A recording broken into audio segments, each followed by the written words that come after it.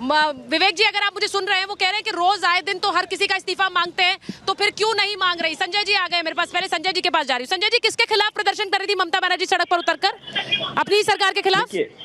देखिए, आप बात को जो है घुमाने की कोशिश मत कीजिए तो बहुत बढ़िया होता है।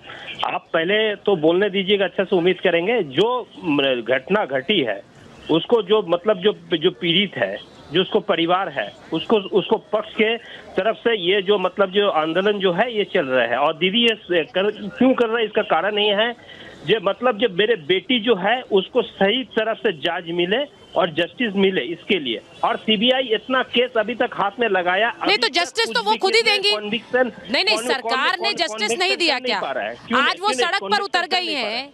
संजय जी, मेरी बात सुनिए।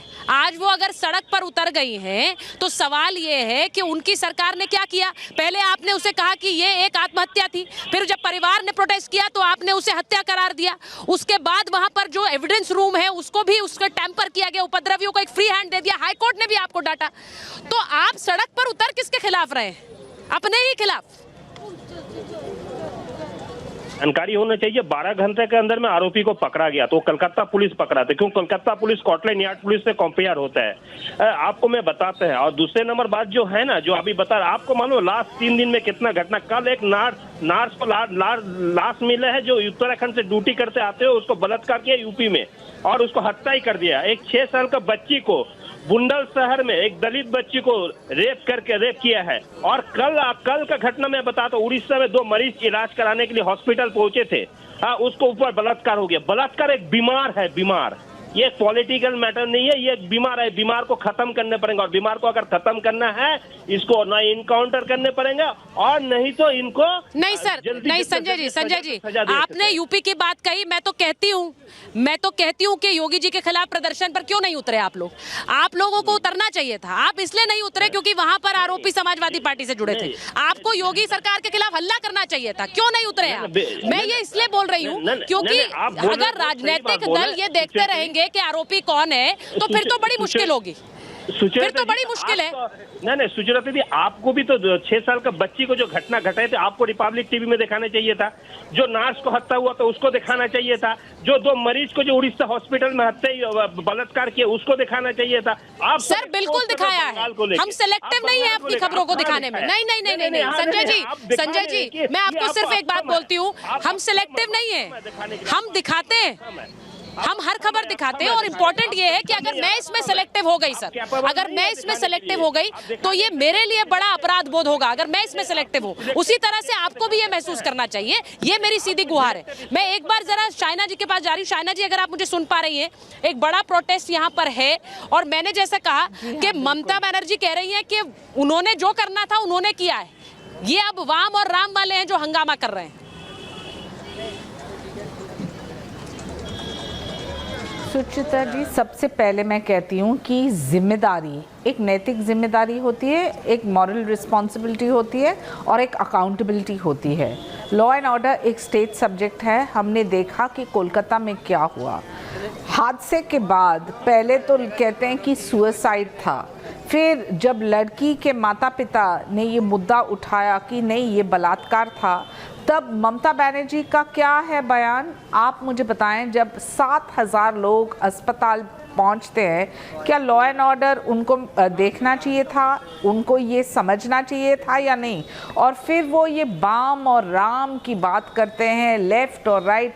मुझे बोलिए, आप एक तरफ बोल रहे हैं कि राजनीति मत लाइए इस मुद्दे पे, तो मैं पूछती हूँ कि सीबीआई का एक्शन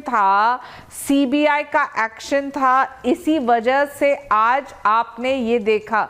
प्रधानमंत्री ने जब कहा कि कानून का खौफ ये बिल्कुल ज़रूरी है, लेकिन हर एक प्रदेश में, और ममता जी स्वयं एक महिला है, जो उनकी बच्ची के साथ ऐसा कुछ होता या कोई भी रिश्तेदार के साथ, तो मुझे बताएं कि क्या होता परिस्थिति। स्वाभाविक रूप से लोग निकले हैं, उतरे हैं, मेडिकल फ्रेटर्निटी, लेकिन यहाँ टीएमसी की सरकार बोल रहे हैं कि हम आंदोलन कर रहे हैं। आप आंदोलन किसके प्रति कर रहे हैं? आपके शासन, आपके प्रशासन, आपके पुलिस, आपके राजनीतिक विश्लेषक के प्रति या सिर्फ है ना जी। मैं एक बार मैं एक और बड़ी खबर बता देती हूँ कि आपके सांसद है सुकांता मजूमदार, उनको किस तरह से हिरासत में लिया गया है, ये बड़ी खबर आ रही है। क्योंकि बीजेपी वहां कोलकाता में प्रदर्शन कर रही थी, प्रदर्शन के दौरान कोलकाता में सुकांता मजूमदार को हिरासत में लिया है।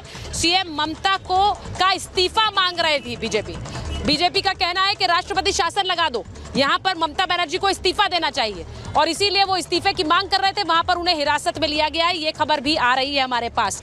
अब मेरा सीधा सवाल विवेक जी आपसे है, जब आप लोग सिलेक्टिव क्यों होते हैं इस तरह की घटनाओं में? मैं यहाँ पर आपने एक बच्ची को सुना जो वो कह रही थी कि किसी भी महिला के लिए अगर आवाज उसकी अकेली, आप सुनिए, उसकी आवाज उठाने के लिए हमें तो सड़कों पर उतरना पड़ेगा।